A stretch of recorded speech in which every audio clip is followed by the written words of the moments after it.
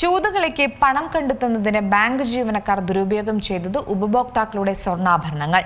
ബംഗളൂരിലാണ് സംഭവം. പ്രതികൾക്കെതിരെ കൂടുതൽ അന്വേഷണം നടന്നുവരികയാണ്.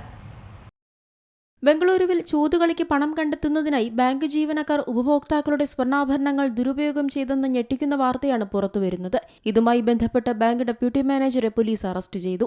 ഉപഭോക്താക്കളുടെ 3.5 കോടി രൂപയിലധികം വിലമതിക്കുന്ന 2780 ഗ്രാം സ്വർണ്ണാഭരണങ്ങളാണ് ഉദ്യോഗസ്ഥർ അനധികൃതമായി പണയം വെച്ചത്. ഫെബ്രുവരി 5-ന് ഗിരിനഗർ പോലീസ് സ്റ്റേഷനിൽ പ്രതികൾക്കെതിരെ ബാങ്കിന്റെ ചീഫ് മാനേജർ നൽകിയ പരാതിക്ക് പിന്നാലെയാണ് തട്ടിപ്പിന്റെ കഥ പുറം ലോകം അറിയുന്നത്. ഉന്നതാധികാരികളെ അറിയിക്കാതെ പ്രതികൾ ബാങ്ക് ലോക്കറുകളിൽ നിന്ന് 2780 ഗ്രാം സ്വർണ്ണാഭരണങ്ങൾ എടുത്ത് മറ്റൊരു ധനകാര്യ സ്ഥാപനത്തിൽ പണയം വെച്ചെന്നാണ് വിവരം. അന്വേഷണത്തിനിടെ പ്രതികൾ ഓൺലൈൻ വാതുവെപ്പിനായി തുക ചെലവഴിച്ചതിന്റെ തെളിവുകൾ പോലീസിന് ലഭിച്ചു. സ്വർണ്ണം വീണ്ടെടുക്കാൻ ശ്രമിക്കുകയാണെന്നും ഇതുവരെ ഏകദേശം 700 ഗ്രാം കണ്ടെടുത്തതായും deputy police commissioner Lokesh B Jagalasar പറഞ്ഞു. എന്നാൽ കേസുമായി ബന്ധപ്പെട്ട് ധനകാര്യ സ്ഥാപനങ്ങളിൽ നിന്ന് സഹകരണം ലഭിക്കാത്തതിനാൽ കോടതിയെ സമീപിക്കുമെന്നും പ്രതികൾക്കെതിരെ നിയമ നടപടി സ്വീകരിക്കുമെന്നും അദ്ദേഹം കൂട്ടിച്ചേർത്തു. പ്രതികൾക്കെതിരെ കൂടുതൽ അന്വേഷണം നടന്നുവരികയാണ്.